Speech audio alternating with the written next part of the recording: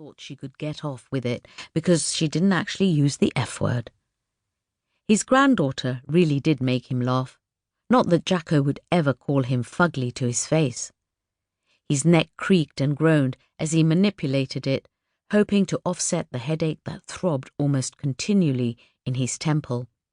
He was constantly fighting to keep on his boss's good side. Suppose our similar ages helped with that one.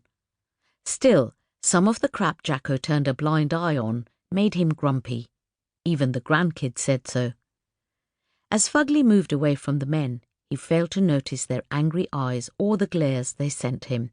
No, Fugly was too damn arrogant to realize that his men despised him, or more likely, the short ass didn't care. It was only the promise of being paid well that guaranteed their loyalty. That and the fear factor of never knowing what the fucking psycho would do next. Fugly marched over to Jacko, a wide sneering grin on his ugly face as he spoke, his voice loud so the lads would hear. "Can't get decent fucking workers these days, eh, Jacko?" "You're not wrong there, boss." Inside, Jacko cringed at his arse-licking tone. When Fugly had continued past, Jacko shrugged, rolled his eyes at the men whose shoulders slumped like they'd been beaten, jerked his head at Fugly's back and mouthed the word tosser in their direction, adding the universal hand gesture for emphasis. If the shit hit the fan, Jacko didn't want to be too closely aligned with Fugly, not with his increasingly out-of-control behaviour. Grins broke out on their faces and the slump to their shoulders lessened. With a final smiling nod, Jacko took off after Fugly, glad he'd connected with the lads. It was harder for him to connect with the girls Fugly employed. They were too much like his own daughter for him to be comfortable that they'd become involved in this crap. Jacko wanted to keep a foot planted in each camp so that when the time came, when the boss's plans became progressively more flamboyant and risky, he'd have allies. It might be sooner than he thought. Fugly turned and waited for him to catch up. His voice sounded out again, cold and hard. "Come on, what you waiting for? It's time to rock and roll." As he strutted away from the lads, trusting them to get the job done, Jacko moderated his strides to Fugly's shorter ones. The boss's phone rang, and he slowed, before pulling it from his jacket pocket. "Gimme the juice."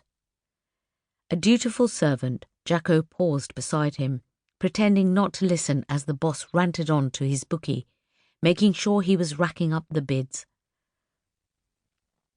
He'd already confided the finer details of his operation to Jacko over a few whiskies the other week. This would be a big money earner. Fugly's contacts had worked hard to advertise it. They'd got bookies bidding against one another, and each animal's condition report was circulated via the dark web.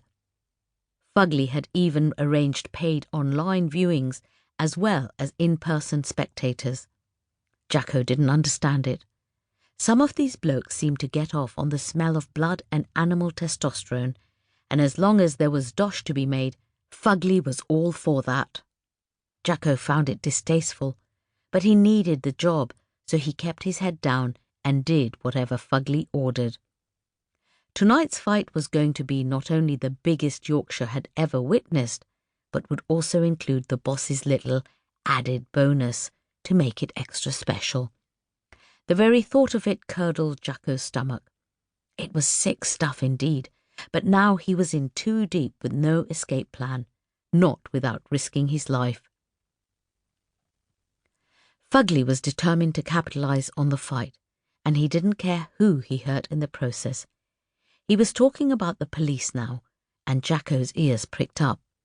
The last thing Jacko wanted was to be arrested, but that might be preferable to this mess. Maybe he should throw himself at the police's mercy. But that was a no-go.